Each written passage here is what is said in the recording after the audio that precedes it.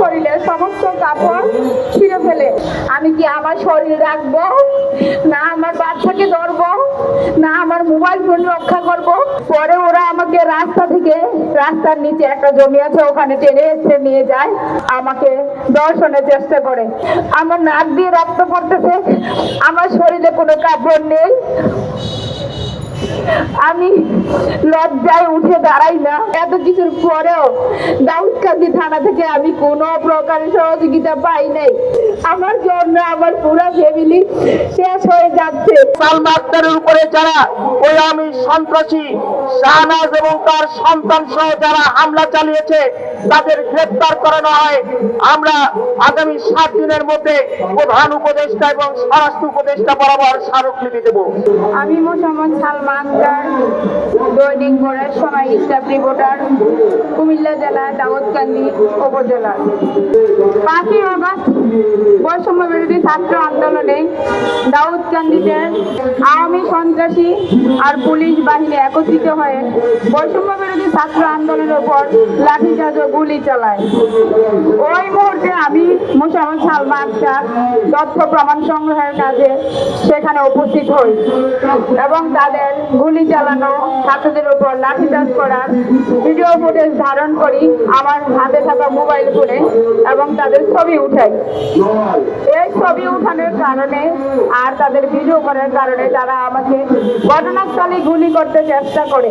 সেখান থেকে আমি কোনো রকমে আমার প্রাণ বাঁচাই এবং আমি ঘটনাস্থল থেকে ত্যাগ করি। ওরা আমাকে না পাইয়া ওরা আমার বাসায় ভাঙচুর করে এবং আমাকে খুঁজতে থাকে। আমাকে যে অপহরণ করে নিয়ে যাবে সেই প্ল্যান তৈরি করে রেখেছে, আমি তা জানতাম না। চারদিক থেকে আমার ঘেরাও করে ফেলে।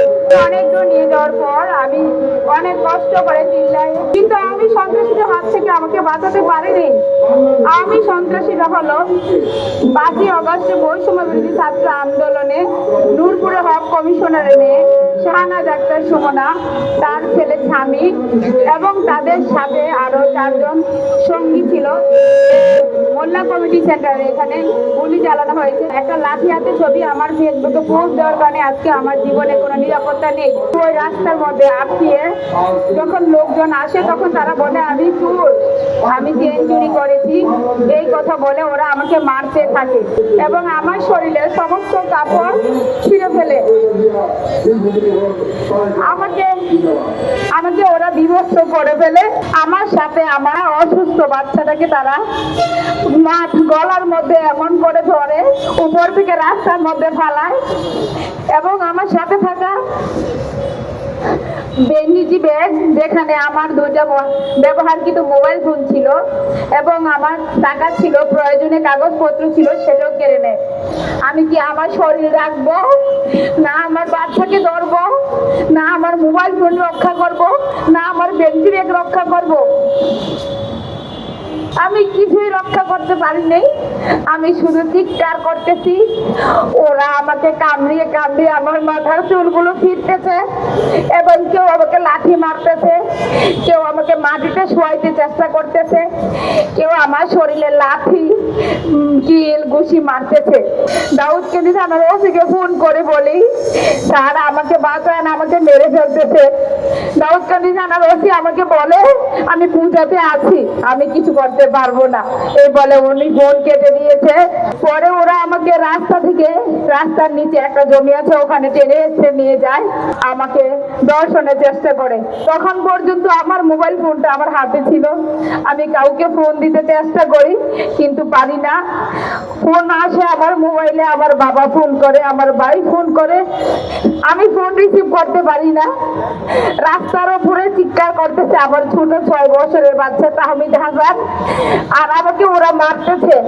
মারতে মারতে আমার মাথা থেকে রক্ত পড়তেছে, আমার নাক দিয়ে রক্ত পড়তেছে, আমার শরীরে কোনো কাপড় নেই।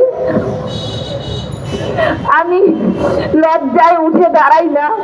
ওরা আমাকে যখন বিভর্ত করে ফেলে তখন আর আমার কিছুই করার থাকে না, আমি নড়াচড়া করি না, কারণ আমার ইজ্জতে পাশেরই এক দোকানদার 999-এ ফোন দেয়, দাউদকান্দি থানা থেকে পুলিশ আসে। এই মুহূর্তে আমি একটু সুযোগ পাইয়া আমি আমার বাচ্চাটাকে হাতে ধরে সামনে আক্তার ফার্নিচারের সামনে জাকির হোসেনের দোকানে দৌড়ে গিয়ে উঠি। ওখান থেকে ওরা আমার পিছন পিছন দৌড়ে গিয়ে আমার হাত থেকে আমার মোবাইল ফোনটা কেড়ে নেয়। এর কিছুক্ষণ পর আমার ছোট ভাই, আমার চাচাতো ভাই ঘটনাস্থলে আসে। ওরা ওই কিশোর গ্যাং আলী আশরাফের ছেলে আরিফ এবং নূরপুর হক কমিশনারের ছেলে সোহেল এবং নূরপুর হক কমিশনারের মেয়ে শাহানাজ আক্তার সুমনা, নূরপুরে হক কমিশনারের মেয়ের ঘরের ছেলে শাহানাজ আক্তারের ছেলে স্বামী, ওরা ওখানে আমার ভাইদেরকেও মারতে আসে।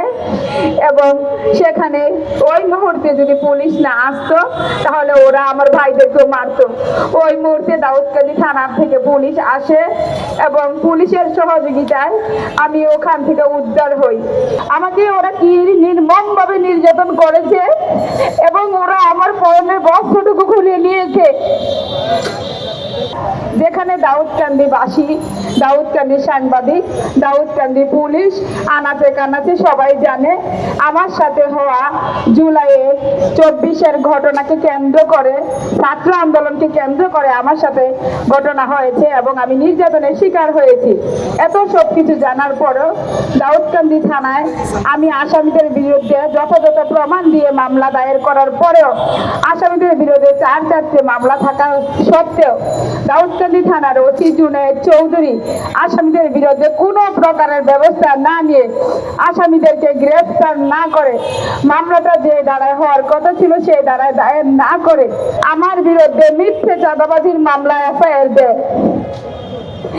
আমি নাকি ওদের কাছ থেকে হোয়াটসঅ্যাপের মাধ্যমে 5 লক্ষ টাকা চাঁদা চেয়েছি, কিন্তু যেখানে আমার মোবাইল ফোনটাই আমার কাছে নাই, আমার ফেসবুক, হোয়াটসঅ্যাপ, ইমো আইডি ওরা ব্যবহার করতেছে।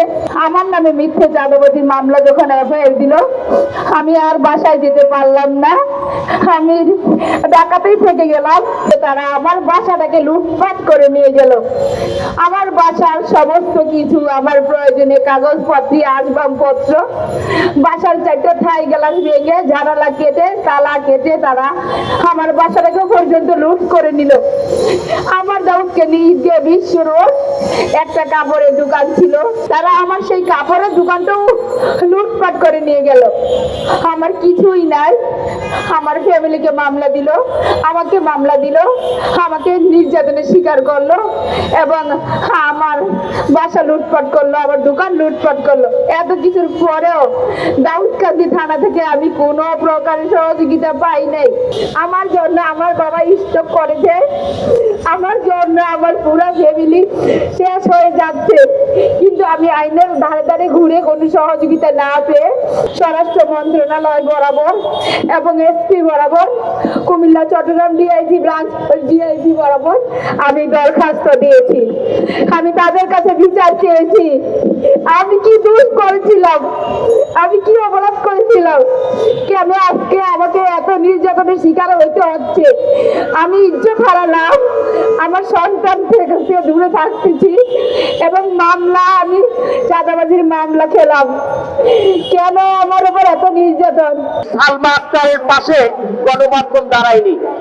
আমি আজকে গণমাধ্যমের বন্ধুদেরকে বলবো, আপনাদের এক বোন নির্যাতনের শিকার হয়েছে আর আপনারা চারপাশে বসে হাসছেন, তামাশা দেখছেন।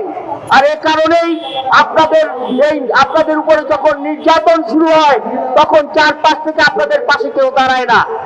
আমি বলবো, বাংলাদেশের সকল সাংবাদিকদেরকে অনুরোধ করব, সালমা আক্তার যে নির্যাতনের শিকার হয়েছে, কেন তাকে নিপীড়ন করা হলো, কোন পুলিশ তাকে চাঁদাবাজির মামলা দিল, আওয়ামী কারাবন সন্ত্রাসীরা একের পর এক তার উপরে হামলা করলো, তার সন্তানদের, ছোট ছোট সন্তানদের, নাবালক সন্তানদের রেখে কেন এখন এই ঢাকার রাজপথে তার দাঁড়াতে হলো? এই তদন্ত দরকার। আমি জানি কাক কাকের মাংস খায় না, কিন্তু এখন দেখছি কাকও কাকের মাংস খায়। আমি অনুরোধ করব সালমা আক্তারের উপরে যদি আগামী 48 ঘন্টার মধ্যে তার মামলা প্রত্যাহার করানো হয়, যারা এই দাউদকান্দিতে যারা কর্মকর্তা ওসি তদন্ত কর্মকর্তা রয়েছে তাদেরকে যদি ওখান থেকে ক্লোজ করানো হয় এবং সালমা আক্তারের উপরে যারা ওই আমি সন্ত্রাসী শাহনাজ এবং তার সন্তান সহ যারা হামলা চালিয়েছে তাদের গ্রেফতার করানো হয়, আমরা আগামী 7 দিনের মধ্যে প্রধান উপদেষ্টা এবং স্বরাষ্ট্র উপদেষ্টা বরাবর স্মারকলিপি দেব।